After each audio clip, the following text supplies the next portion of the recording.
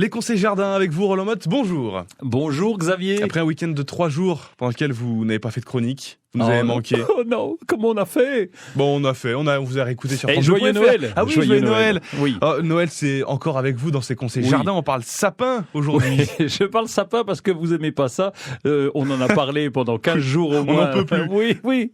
Et je vous ai pas dit la symbolique du sapin. Eh oui, parce que vous savez que ça date, les Égyptiens, les Chinois, les Hébreux même utilisaient la symbolique. C'était pas tout à fait le sapin, mais l'arbre persistant qui symbolise la vie éternelle. C'est beau, C'est non? encore ça aujourd'hui?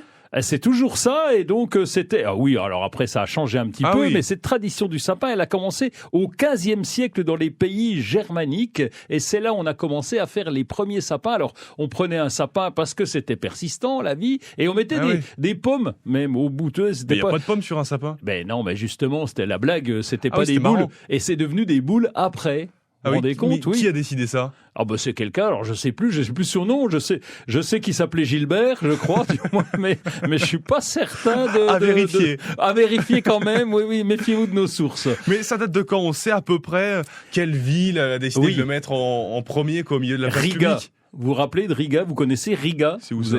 Je vous dis vous rappelez parce que vous avez dû apprendre ça en CM2, mais bon, à l'époque vous étiez je suis pas allé à l'école. Ouais. Donc Riga, c'est en Lettonie, c'était l'ancienne Russie, puisque URSS, pardon. Donc la Lettonie, c'est en 1510 où on a fait le premier arbre de Noël là-bas. Oh, du moins c'est eux qui le disent. Pareil, à vérifier. Aussi. Donc c'est ce fameux Gilbert qui a donc fait ce premier arbre, là aussi à vérifier.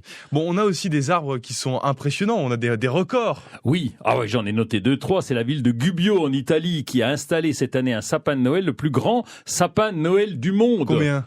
300 lumières, 750 mètres de haut, 450 mètres de large. Hein? Alors du coup, j'ai vérifié quand même. Je suis allé voir. En fait, c'est posé sur une montagne. Il triche, quoi. C'est pas un arbre qui est tout debout, les évidemment. tricheurs. Ah oui, mais ça compte quand même.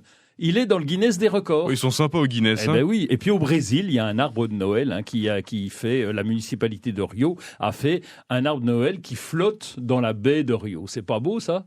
Vous imaginez, on pourrait faire pareil. Sur le lac de Gérardmer? Oui, ça serait bien. Un lac, un sapin là au milieu, ça serait joli. Bon, on va attendre Noël prochain pour reparler de sapin.